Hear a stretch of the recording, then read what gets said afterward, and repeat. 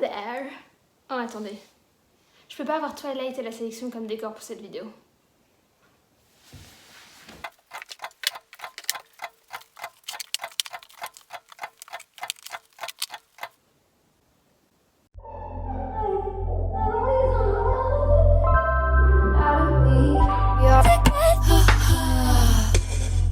Ok, salut. Alors aujourd'hui, on se retrouve pour faire le Mid-Year Fricot Book Tag.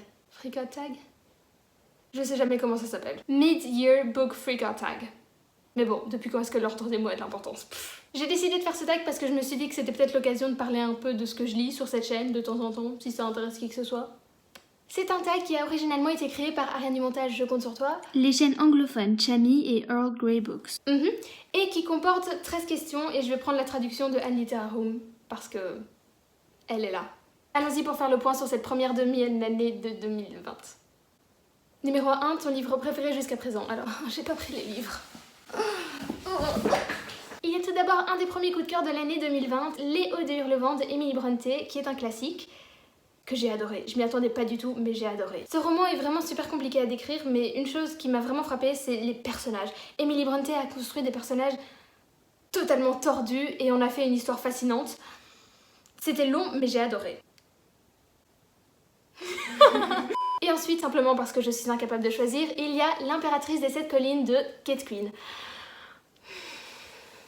C'est une fiction historique qui se déroule au début du IIe siècle à Rome et où on suit divers personnages qui font leur vie. Alors tout d'abord, moi j'adore les romans historiques, donc je sais vraiment pas pourquoi j'ai attendu si longtemps avant de le lire parce que j'ai absolument adoré le contexte, j'ai adoré les personnages, j'ai adoré l'intrigue. J'ai tellement aimé vivre dans cette Rome vivante, enfin Rome est toujours vivante, mais je veux dire, dans cette Rome de l'Antiquité et accompagner nos personnages. Bref, j'ai adoré, j'ai l'intention de vous en parler rapidement. Je suis en train d'écrire une chronique qui sera publiée sur le blog et je vous en parlerai encore certainement dans la vidéo des meilleures lectures de 2020 parce que elle y sera. Question numéro 2, ta suite de série préférée. Il s'agit de L'Embrasement, le deuxième tome de Hunger Games de Suzanne Collins, qui pour moi restera toujours une des meilleures suites de Young Adult. Et nous avons le tome 6 de Harry Potter, Harry Potter and the Half-Blood Prince, que j'ai lu en anglais, et qui est mon tome préféré d'Harry Potter, je pense. Et c'est toutes les deux des relectures, donc pas grand chose de nouveau, mais... Ensuite, les nouveautés de 2020 qui te font envie, mais que tu n'as pas encore eu le temps de lire. Alors, il y avait, comment il s'appelle, le préquel d'Hunger Games, c'est le truc avec la balade du serpent et... je sais même plus comment ça s'appelle. Il me faisait très envie parce qu'en plus j'ai relu toute la saga de Hunger Games en mai. Sauf que depuis sa sortie, j'ai entendu tous les avis mitigés et du coup ça m'a un peu refroidi. Who knows, peut-être que je le lirai un jour, mais c'est plus tellement ma priorité. Question numéro 4, la sortie qui te fait le plus envie pour le reste de 2020. Je suis pas du tout au courant des sorties, donc I don't know. Numéro 5, ta plus grosse déception. J'avais mis quoi pour celui-là?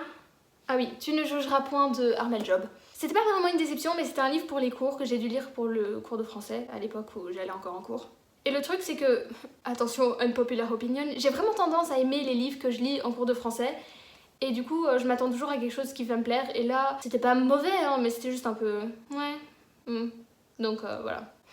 Numéro 6, ta plus grande surprise de 2020. Et là, sans surprise, nous avons L'Impératrice des 7 collines de Kate Quinn, qui, quand je vous dis qu'il a traîné pendant 4 ans dans ma bibliothèque, je n'exagère pas du tout. Il a vraiment traîné pendant 4 ans dans ma bibliothèque et j'étais prête à le reprendre. J'avais pas du tout envie de le lire et puis je m'ennuyais et puis j'ai fait oh, je vais le lire et puis j'ai lu et j'étais en mode... Enfin voilà. Numéro 7, ton nouvel auteur préféré. Ok, alors voici ma théorie sur les auteurs. Pour moi, on peut beaucoup aimer un livre, mais on peut pas dire qu'on adore un auteur si on n'a pas au minimum lu 2 livres de l'auteur. Et j'ai l'impression que j'ai pas lu assez de livres en 2020 pour pouvoir dire que j'ai un nouvel auteur préféré. Par contre, j'ai fait une découverte. J'ai lu pour la première fois de ma vie un Nicholas Sparks qui me faisait envie depuis très longtemps. Nicholas Sparks, c'est un auteur de romance. Je vous jure, enfin... Vous voyez quand vous vous ennuyez et que vous passez, je sais pas, une demi-heure, 1 heure à regarder des bandes annonces de films sur YouTube. Je vous jure, 60% des bandes annonces de romance que vous allez voir, ça va être des films basés sur un livre de Nicholas Sparks. The Notebook, A Walk to Remember, il y avait quoi d'autre, Dear John, The Last Song. C'est tous des films basés sur des livres de Nicholas Sparks. Et je suis pas une grosse fan de romance, mais j'avais envie d'essayer pour une fois et j'ai bien aimé, donc... Alors je vais associer la question 8 avec la question 9. La question 8 c'est ton nouveau fictional crush et le 9 c'est ton nouveau personnage préféré. Et je suis pas du genre à avoir des fictional crush, mais ça m'arrive de vraiment beaucoup apprécier un personnage et Attendez, je vais vous lire son nom parce que je m'en souviens pas. Me jugez pas parce que j'ai déjà oublié le nom du personnage, hein, vous allez comprendre. Titus Aurelius Fulvius Boionius Arius Antonius. C'est un petit patricien romain dans l'impératrice des 7 collines. Ce personnage, je l'aime trop, il est trop bien. J'ai pas vraiment trop compris si c'était un personnage principal ou secondaire, mais il est chouette, mon petit Titus, il est chouette. Question numéro 10, un livre qui t'a fait pleurer, et nous avons ici Les derniers jours de nos pères de Joël Dicker. C'est une histoire qui se déroule pendant la Seconde Guerre mondiale et que j'ai trouvée absolument fascinante. Ça change un peu de La vérité sur l'affaire Harry Quebert, qui est un autre livre du même auteur que j'ai lu l'été dernier et que j'avais vraiment adoré, mais Le dernier jour de nos pères, c'est complètement une facette différente de l'auteur. Et j'ai été ravie de découvrir ça. Je suis aussi en train d'écrire une chronique, mais j'avoue que j'ai un peu plus de mal. J'ai noté plein d'idées en le lisant, mais mettre tout ça en une chronique, c'est chaud. Enfin bref, je vous en parlerai rapidement, que ce soit sur le blog ou en bilan lecture à la fin du mois. Et c'était quoi la question? Il m'a fait pleurer. Un petit peu, j'avoue. Question numéro 11, un livre qui t'a rendue joyeuse, et je vais vous parler des Petites Reines de Clémentine Beauvais, qui est également un livre que j'attendais de lire depuis longtemps et que j'ai enfin lu. Yes! C'est une histoire qui se lit super rapidement, elle est toute drôle, toute fraîche, parfait pour l'été, je vous le recommande, parfait pour l'été. Si vous voulez un avis plus approfondi, j'ai écrit une chronique sur le blog, je la mettrai en barre d'infos, voilà. Question numéro 12, le plus beau livre que j'ai lu jusqu'à présent, et je viens de me rendre compte que j'ai pas répondu à cette question, donc vas-y pour te rappeler ce que j'ai lu cette année. Je sais déjà plus, attendez. Ah oui, non, moi je vais pas sur Goodreads, hein. J'ai mon petit carnet cheval avec tous les livres que j'ai lus. Attendez. Ok, j'ai trouvé. Alors je précise aussi que la question quand elle disait le plus beau livre, c'était d'un point de vue purement esthétique. Et je choisis pour cette question le projet Starpoint de Marie-Lorna Vacconzin, que je trouve a une très jolie couverture. Il y a le tome 2 aussi, qui est un peu dans le même genre, mais en bleu. Je me lève? Oh, ouais. Hop. Voici le tome 2, donc je trouve que c'est des livres avec des très belles couvertures.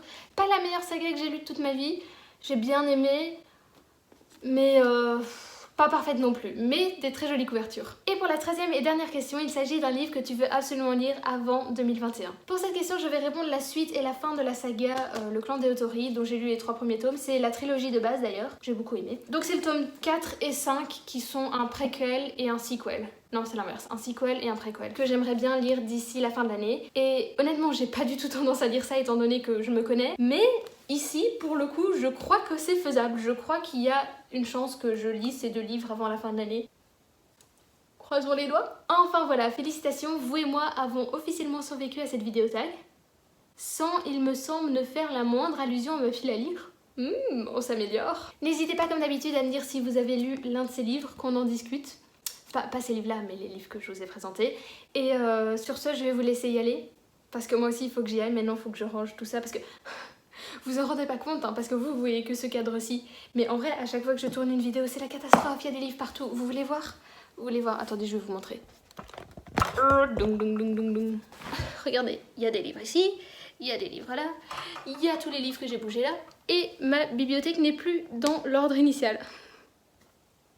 Donc voilà, merci à tous d'avoir regardé et à la prochaine!